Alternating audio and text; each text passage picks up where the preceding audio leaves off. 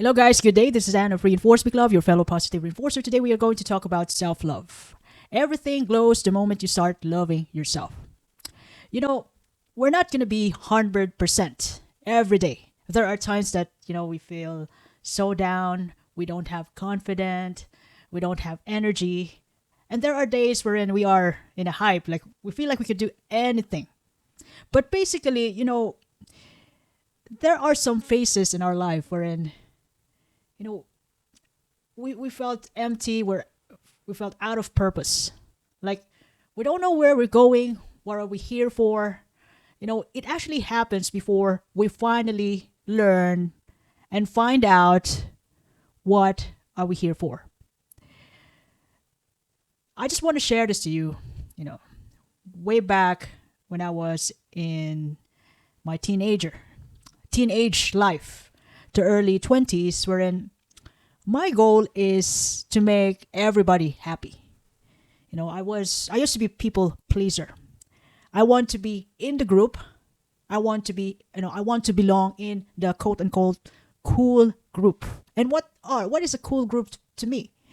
You know, this is actually my personal standard. And I don't know the standards of other people, but the cool group to me is, those people who are smart, those people who got some guts to drink after the class, who smokes, who's tough enough to fight their parents. Those are my criteria for cool group. And yeah, I did became one of these people, and we had a good time. They became my good friends even up to this point, but not all of them. I do care too much of my reputation by appearing kind of perfect in front of others by keeping myself safe and not trying anything. But I felt broken. I felt numbed. I felt like when I was younger, between that age, between teenage and early 20s, I felt like nobody loves me. I didn't discover this self love yet. I don't even know if I'm ever important. All I know is my dad was busy working for me, and I didn't even appreciate that. I started drinking when I was around 17 years of age because that already sounds cool to me. I even told my dad that I don't like to go to school. And when he gave me an opportunity to work, to do some work as a working student, I gave up the work. I told my dad I want to go back to being a student. I'm it's not worth it. So that's also a good lesson. And I also cut class to watch movies with friends or just simply hang out. But I was just like a kind of person who is, I don't have any stand to myself. I don't have any reason to fight for, to fight for my life. The outside of my environment, I actually feel good though. I felt like I belong, quote unquote, I belong to the group because we're all the same. At least we were able to pass every level in the college years. Although some of them, they weren't able to make it.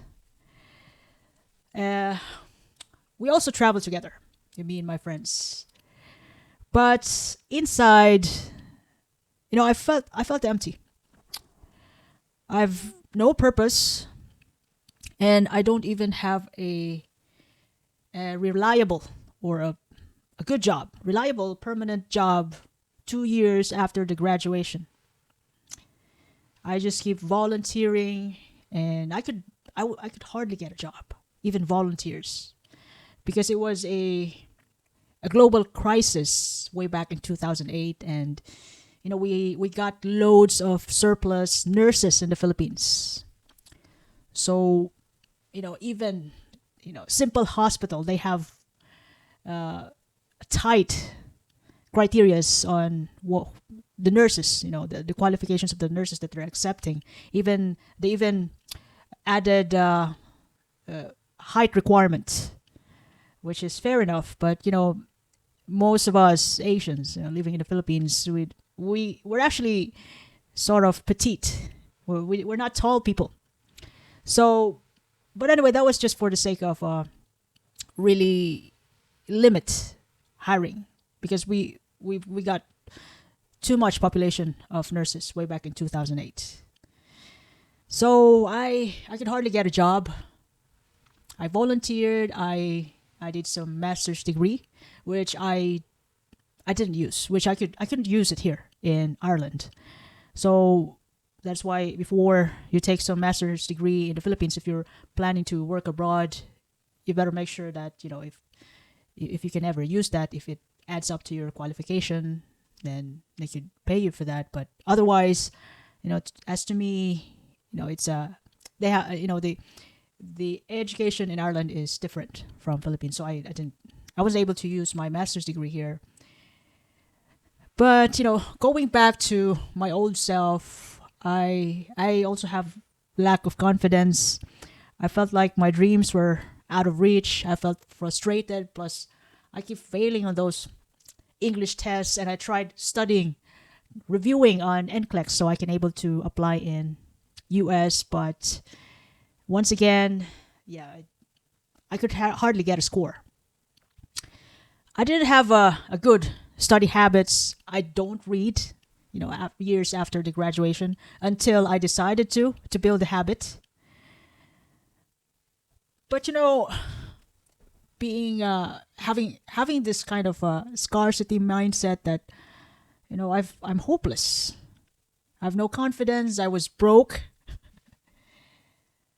The only time wherein I decided to really pick up myself from the ground to get my shit together, it happened when I was in my late 20s. I was so disgusted about myself. Before I got accepted in my workplace in the Kingdom of Saudi Arabia, I have applied to several agencies, particularly in Manila. I went to Manila physically. I bought my own ticket there to submit my papers because we don't have that. Computer is not really that widely used that time. So I want to be physically there to show the employer as well as the agencies that I'm there. I'm interested. So after going to Manila, I didn't get any good employer. No response. And then years and years, there was an opportunity in Cebu. So it's where I got accepted. So I got disgusted about the things that I felt about the world. I began to question, why am I in this situation? Because what happened was, me and my friend, there were two of us who applied in that hospital institution, which gave us a good offer. But what happened was, he actually didn't pass. Although he's actually a good nurse. There's some kind of hindrance between the interviewer and him. He's a kind of gayish, and maybe they're not open about it that time. And I was so pissed off that I couldn't believe that this was the world. We actually came to that hotel to present ourselves to, that we are willing to serve humanity, serve the patients. We're willing to do the work, but there are some exceptions that I couldn't take. And me and my friends were both kind of broke that time. We could hardly get our money, but we're trying to really lift our self from the dipshit, from the ground, from being broke. We want something. We want to grow. So he didn't get the job, and I didn't see any reason, because we both work in the same hospital. We have the same training, and he's even softer than I. So we were both thinking that this was about the kind of sexuality issue, but I couldn't take that. and he was quite supportive to me, and his mom took care of me when I arrived in Saudi. So he was such a good friend that I felt so disgusted about what's going on. I mean, during the interview, we actually went to a four-star hotel in Cebu, Marriott Hotel. So I've watched people there, rich people, and I even asked myself, why are they, you know, why are they having loads of money? And while me, I finished a degree, then I'm still broke. I mean, what's the difference? I mean, why do we find it hard to get a job? Why are we looking for a better pay? We have a degree, but we're still broke. So I began to question myself. I got basically disgusted about my uh, negativity, frustrations, failure, and at that time, dad didn't dad couldn't trust me anymore. So whichever travel I'm going for, a job interview, it's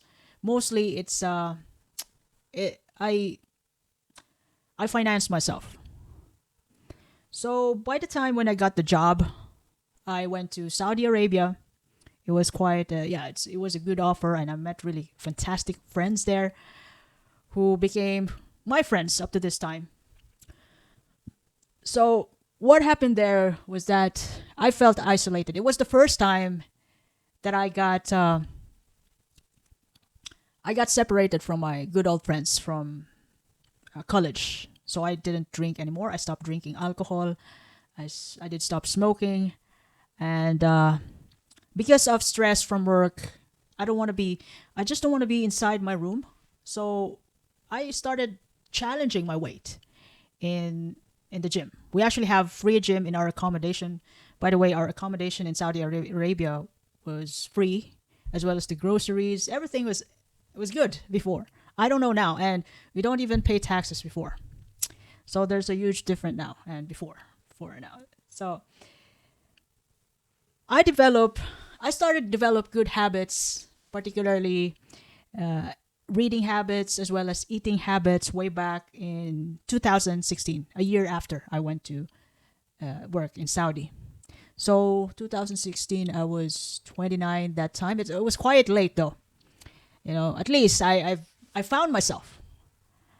So I did stop drinking, and I learned to be consistent and committed to be my own best friend and improve myself over time. I realized that by merely doing the things that I said to myself that I'm going to do, it helped me build confidence. So over time, although I went back to Philippines after 2 years working in Saudi. I went back there to beat the English test again because I want to work in the Western countries. Although I failed a couple more times, that time, every time I failed, I became angrier. Like, I'm gonna still beat this. I won't give up. Not this time. I'm gonna do better and better until such time that I was able to get the score. I didn't even get the perfect band 7 overall. Yeah, because as far as I know, I actually took the OET. I took IELTS 5 times, and then in the sixth test I took OET. As far as I remember, I even get a B or B plus. It's not all A. Yeah, that was equivalent to 6.5. But maybe I was just lucky that the hospital in Ireland weren't particular about in that area. That could be reading or listening. So yeah, I got hired. So since that time, I started to read more self help and investing money. Up to this time, I'm still working on the same hospital institution in Ireland, who was happy enough to sponsor me to come over here and work for them. So thank you. I'm so grateful for that. So I'm happily working here in Ireland this time, and I was able to buy my own house. and I was able to invest some of my money to where I wanted to be, and I already have a retirement plan. And I also travel 2 to 3 times a year. I can still manage to go back to see my family in the Philippines. So overall, since the day I realized that I, I was so, like, I was so dumbass that it was, after all, it was my fault all this time. It was my fault that I wasn't happy. It was my fault that I didn't pass the English test, before, within this 5 times of taking them, because I didn't do enough. It was all my fault. And I own it. I own my mistakes. And I realized that with all those frustrations, failures, and there were even employers in the Philippines who didn't hire me. But this time I finally understand. I also realized that no one will ever save you except yourself. You are your own CEO, the CEO of your life. And as long as you're alive, look, I'm telling you, shit will always happen. It could be for better or for worse, but being your own best friend, a good best friend, will make you will make you resilient over time. So, for all the hurt that I felt in the past with my old self, it was all my fault. Although I look happy, but in the inside, I felt numb. I felt like, I have no destination. I felt like I don't know what am I here for. But this time, since I prioritize myself, I love myself more, better than before, I realized that, my relationship to myself is the reflection of my relationship to other people and to all the things I'm doing here. So if I'm happy, everyone around me will be happy, and I can guarantee you that. So whatever happens, don't forget yourself. You always have yourself. Yourself is the number one person that you can count on when everything mess up. So it's important to take care of yourself, love yourself, prioritize yourself, because no one will ever love you the way you want to be loved. It's just yourself.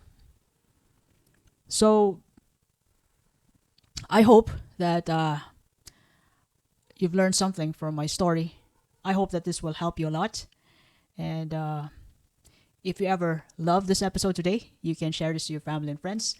You can follow me in YouTube, Facebook, Spotify, Apple Podcasts, even in Amazon Music, Reinforce Me Club, and your fellow positive reinforcer. I do appreciate your time, and have a lovely day ahead. Few more days to Christmas. Thank you very much.